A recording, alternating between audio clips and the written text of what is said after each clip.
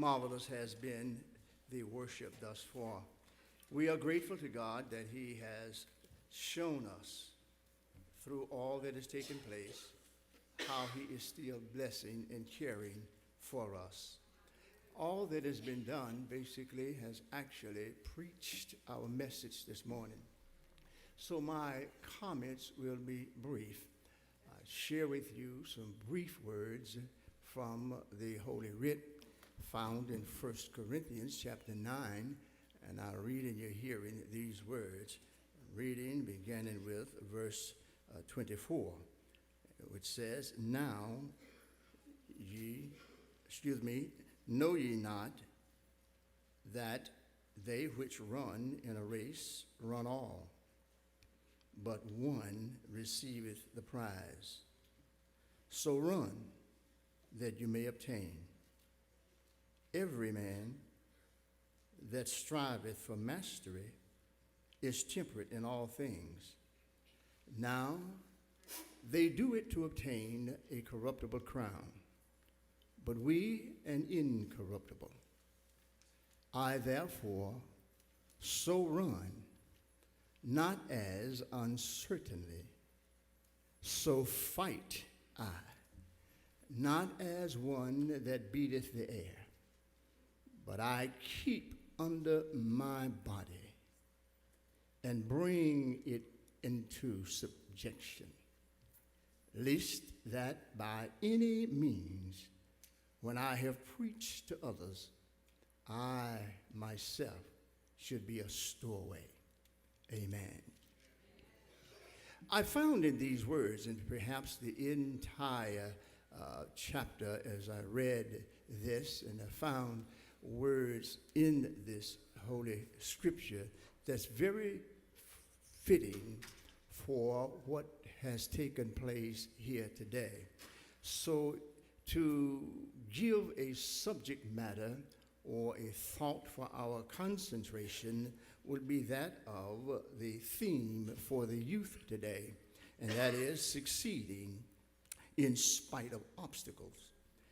Here we have a situation, and if you look at our world, Paul writes the letter because he now is being challenged by a number of things. One thing in particular, there were those who actually spoke against him as an apostle. They questioned his credentials, his apostolic credentials. They questioned his presence and the things that he was teaching. And in doing so, they were trying to make him somebody that he was not. But Paul was one who understood and knew exactly what his Christian life was about, which gives us then something to hang our hat on. See, there has been false emphasis has been made and been placed on certain aspects of Christianity, which has tended to make it unattractive, even made it downright repugnant in the eyesights of some, and particularly some of our youth. They have gotten the impression that religion is a crutch just for old folk and those who are lame, and not a weapon for the strong. See, that is to comfort those who are in trouble and sorrow. But as a message, they don't see it as a message that actually aids for us for a healthy and a happy soul. So consequently, as they were talking about Paul's method and what he was actually teaching, they too did not realize the beauty and the strength and the power of Christianity. See, to understand or even to misunderstand Christianity and the very genius of the Christian faith is not to be able to realize as it being the impetus of all high callings and the courageous enterprise of whatever you decide to involve yourself in. Come here, let me make that plain for you. In order then, when you misinterpret Christian faith, You fail to realize that the impetus of Christian faith is a high calling, and it is a courageous enterprise. You don't live a Christian life just because somebody said you ought to be a Christian. You don't live a Christian life just because mama and daddy brought you into the Christian church. You live a Christian life by coming to realize what Christianity really means. You don't do that until you have an introduction to Jesus Christ. So you have to understand what it really means. Knowing that Christianity, and when you function within the Christian context, you ultimately will answer the high call of being a conqueror and not one who is a loser. You win in spite of anything. Now I say to you, and those of us who are old, we know, folk will talk about you. Folk will try to make you what they want you to be. Folk will try to say to you that you are an oddball and there's all kinds of things wrong with you when you are not conforming to their way. But when you are given to Jesus Christ and the Christian idea, you then recognize that whenever you're going to be successful in overcoming the obstacles, you understand that you're not afraid to be by yourself. There are times when you have to stand alone. There are times when the crowd have to be there and you have to be here. But let me tell you something. If you don't go along with the crowd, that's all right, because you don't have to go along to get along. There is a God who stands with you, but you got to know who God is. Excuse me. You have to understand, you see, all of this bringing you the church. All of this bringing you the Sunday school, all of this introducing you to the Christian way. Let me tell you something, it has a great reward.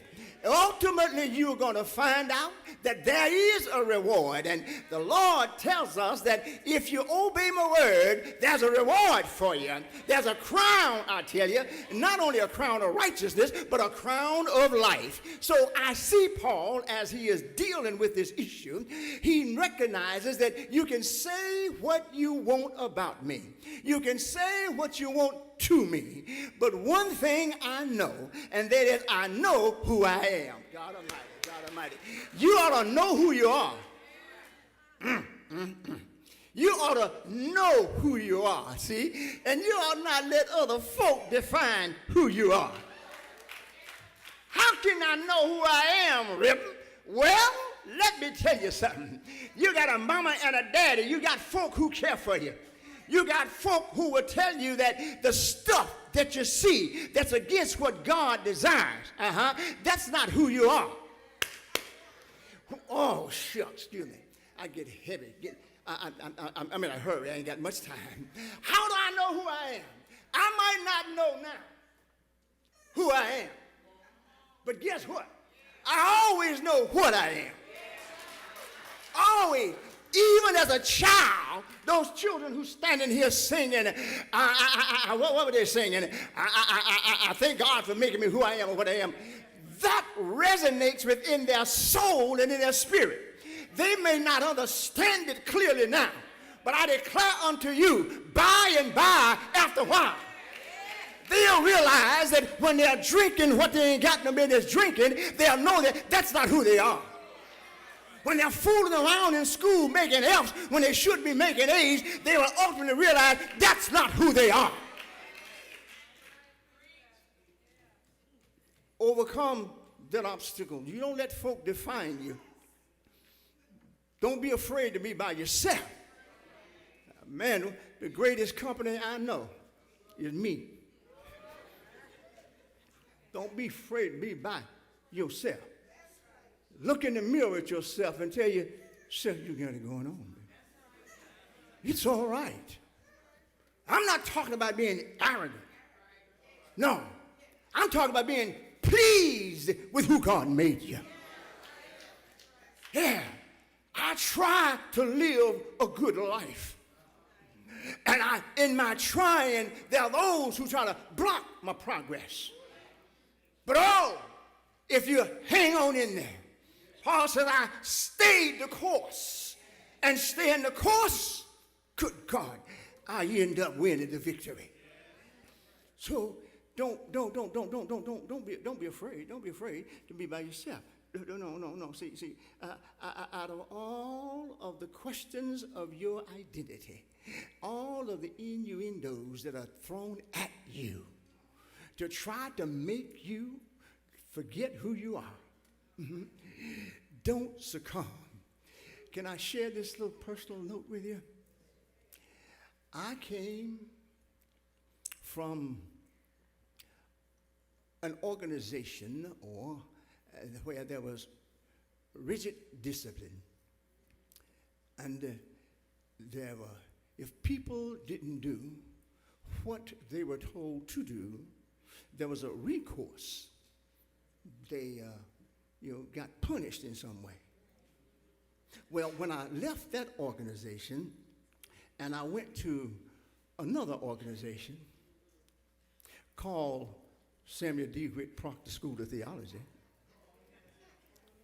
was when I sat in class. Now hear me good. I knew and still know who God is. I knew what I believed about God and Jesus. I knew that.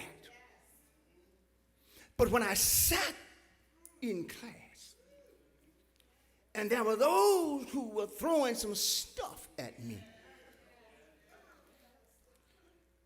troubled my who-ness, made me think I was crazy for even believing about God the way I believed about him. And let me tell you, I struggled with this thing. And I said, if I'm going to get out of here, if I'm going to pass, if I'm going to be successful, maybe I need to give in to think the way they are thinking.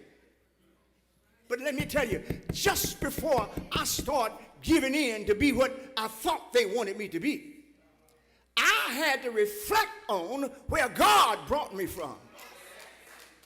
Oh, yeah. I told you time and time again, I didn't have to be here, but God himself saved me from death. And every time I reflect on how he protected me and gave me life, it made no difference what they said. I knew who God was for myself. Didn't have to worry about being what they wanted me to be. So you see, there are times when you get challenged to take you out of who you're supposed to be. I made a mistake and took me and put me on a shelf and just left me there with all of my beliefs and dealing with some other stuff. But guess what? When I finally got to the point that I didn't care one way or the other, I didn't mind being by myself. I had to stand up for what I believed. I went back to the shelf, got me, put me on, and bless God, here I am. People and things, organizations cannot define who you are. You've got to know. And if you don't know, ask somebody. And if you don't know who to ask, get on your knees. Spend some time with God. Because he made you. And God knows he can sure define you. They throw stuff at you. They threw stuff at Paul. But he never gave up on what he knew that God was doing for him. Overcoming the obstacles. Notice that now he talks about how to overcome those obstacles. It says now, notice, you have to be temperate in all things. That is, that to master self-control. See, when you are committed to the Lord's way, you would have to fight. See, fight. What am I fighting? What is the enemy? The enemy. Every social ill and moral abuse becomes the enemy. That which impedes your going to God and his coming to you. it stands in the way. There are social ills that you have to actually fight against. Now, if you really understand who God is, and if you really know and would spend some time with what he says, then you are able to discern the social ills of our society and not get caught up in them. You see, there's much ungodly behavior going around masquerading as God's way. God's way. Yeah. And much of God's way is being circumvented by rationalization and justifying our behavior. And that's what we do. And God says, don't you commit adultery. But look at here. If he did not want me to touch it, he wouldn't have made it so fine. So I'm justified. If I do something that I have no business doing, it's not my fault. It's God's fault, because he shouldn't have made it so wonderful. Let me tell you something. You can have that idea if you want, but all that is nothing more than a fleshly desire that you're giving into. But you got to fight that temptation. You got to fight, my brothers and sisters, the social ills. Now, God said, now what I want you to do is I want you to multiply and be fruitful. But now what has happened is we have aborted the proliferation of the race by taking up the position that prevents the reproduction of our own kind. You missed that. Well, I know I got to slow down, but let me tell you something. Anytime that I put myself in a position where I'm not able to reproduce after my own kind, I have just aborted what God had put in place for his holy society to be reproduced. I'm through.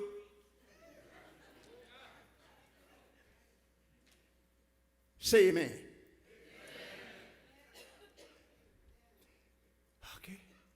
Let me slow down, because I think you don't understand what I'm talking about. I'm talking about overcoming in spite of the obstacles. Don't you know this world is not functioning the way God wants it? Do you know that if you're not careful, if you observe truly through spiritual eyes, would you agree with me that there are indications in our society today that our world is moving towards being Sodom and Gomorrah?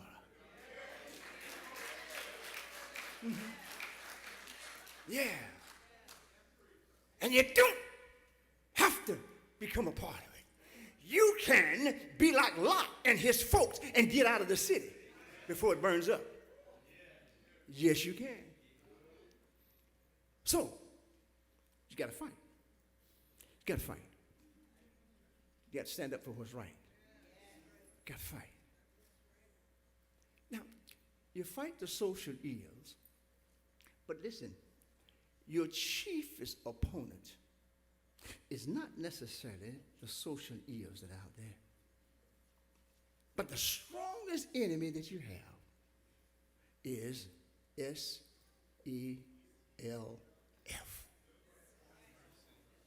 That's the strongest enemy you got. When I look around and I see that there are things that attract my attention, things that I think gonna make me happy and complete, I then become enticed to partake of those things. Self. There are times when we'll have to fight, and the fight in which we cannot be careless nor think that we are hitting at an imaginary opponent as being beat in the air. We are not like Paul, beat in the air. He says, I don't do. I am fighting me. Why? And when I fight, I can fight this particular opposition that challenged me, and if I fight carelessly, I'm going to end up being a victim rather than a victor.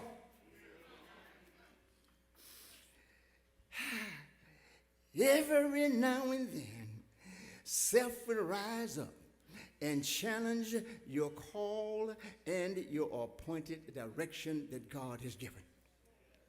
But before you allow yourself to succumb with that desires that brings your body into opposition to God, bring your body into subjection. How, Reverend, can I do that? Fighting myself. I want to do it.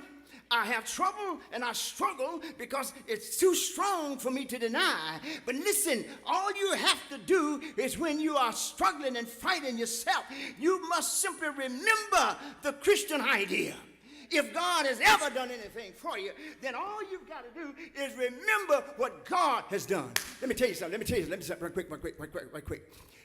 When mama and daddy, whoever your parents or your guardians, when they care for you, when they put shoes on your feet, when they put britches on you,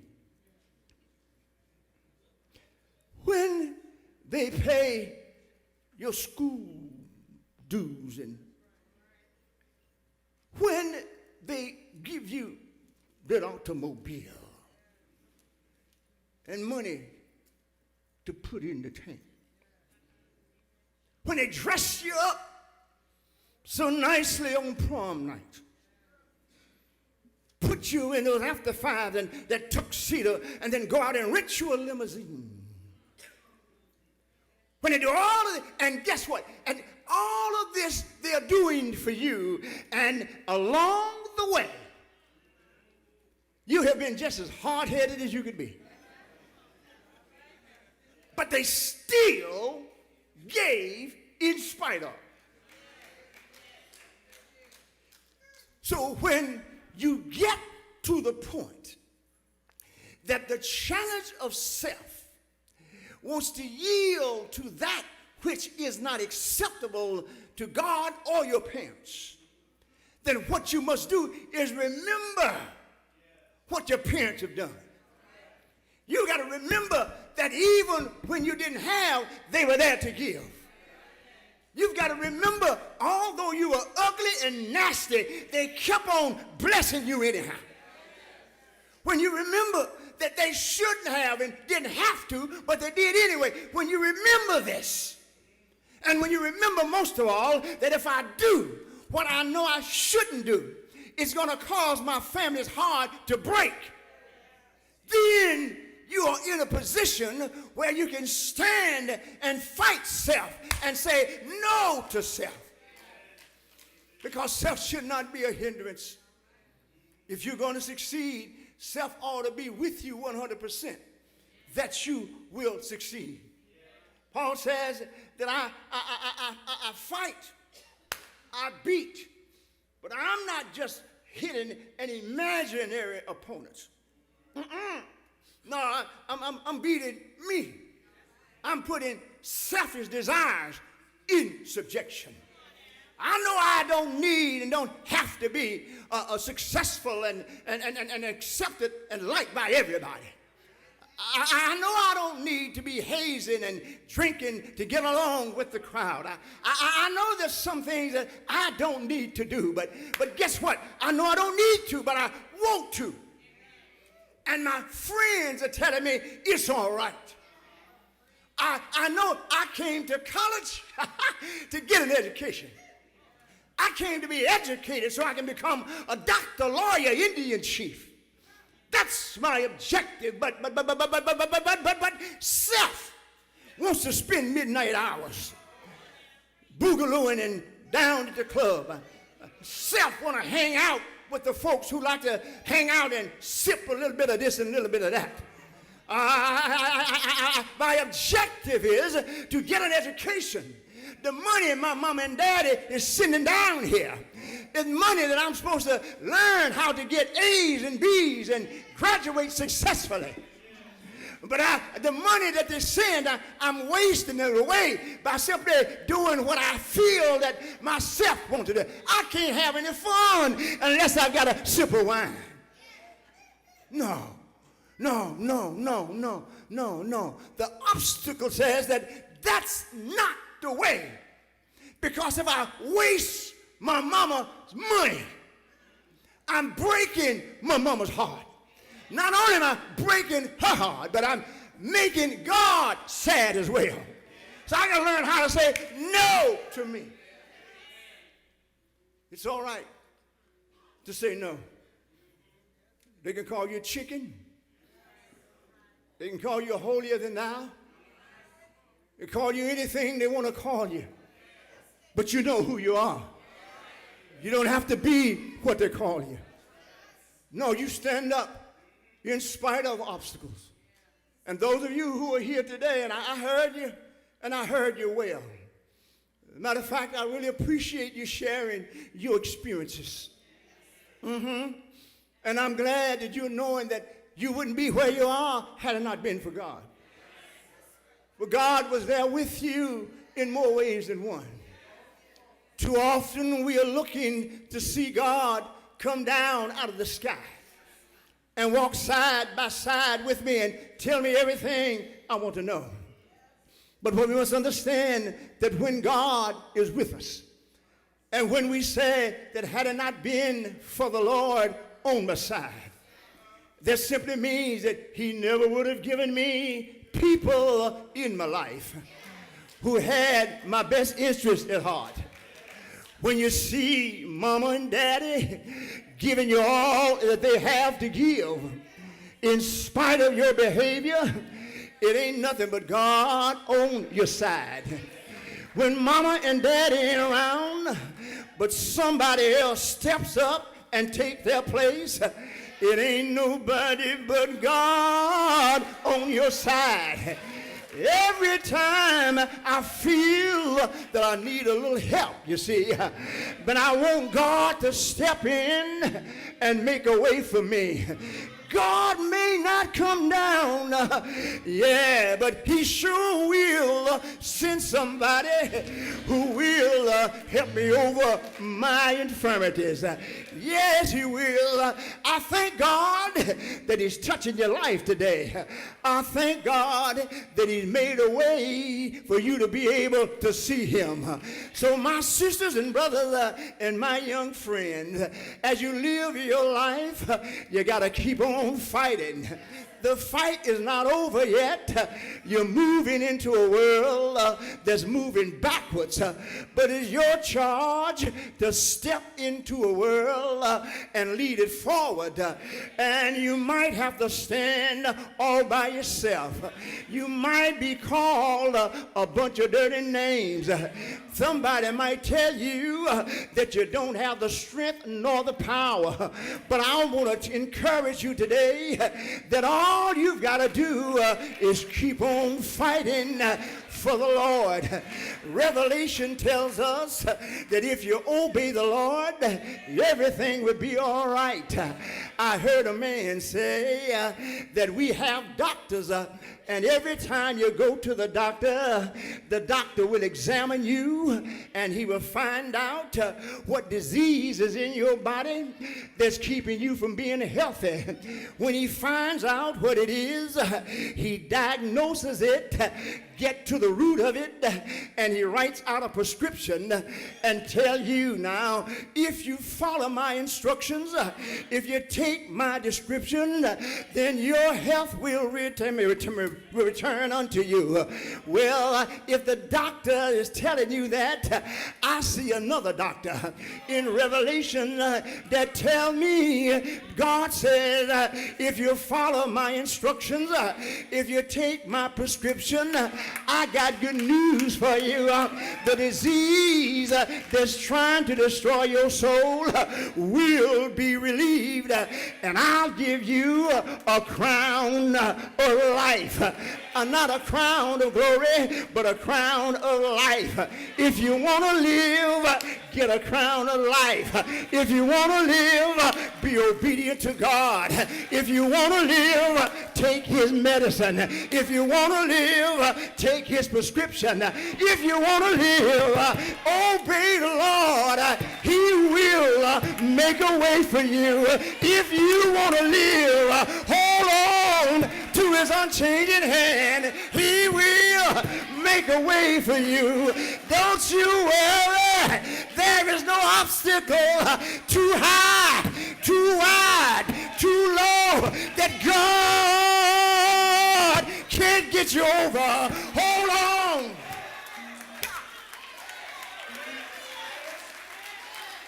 Yeah. Yeah. I fight. Not as one beat in the air, but I keep my body desires in subjection. That I can be obedient to God. That he can stand with me, for me, to me, in any eventuality. Let not those things that work against the fulfillment that God has for your life to destroy you to the point that you don't receive the benefits that God has for you. If it wasn't for the Lord on my side,